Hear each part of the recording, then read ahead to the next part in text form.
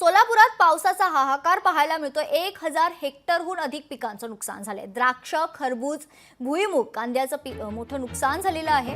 दरम्यान याचाच आढावा घेतला आहे आमचे प्रतिनिधी वसीम अत्तार यांनी। सोलापूर जिल्ह्यात मे महिन्यात पडलेल्या पावसामुळे जे आहे ते मोठ्या प्रमाणात शेतीचं जे आहे ते नुकसान झालेलं आहे।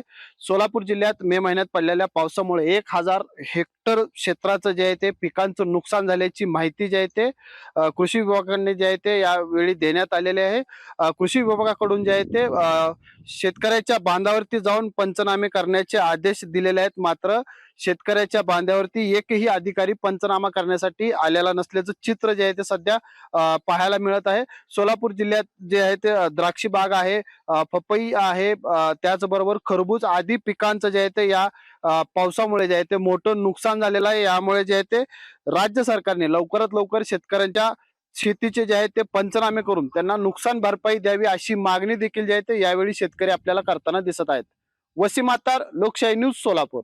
15 दिवस झालं पाऊस पडत आहे, औषध मारता येत नाही आणि एकही अधिकारी 15 दिवसात आलेला नाही शेतावर आणि त्यांनी काय पंचनामे केलेले नाही। तर आमचं 30 एकर मध्ये मोठ्या प्रमाणात नुकसान झालेलं आहे आणि शासनानं फक्त आमचं अपेक्षा एवढंच आहे की येऊन पंचनामे करून आम्हाला त्याचं काय तर लई नाही थोडं तर त्याचं हे मिळावं असं आमची अपेक्षा आहे। लोकशाही मराठी ऐका, पहा, जागरूक रहा।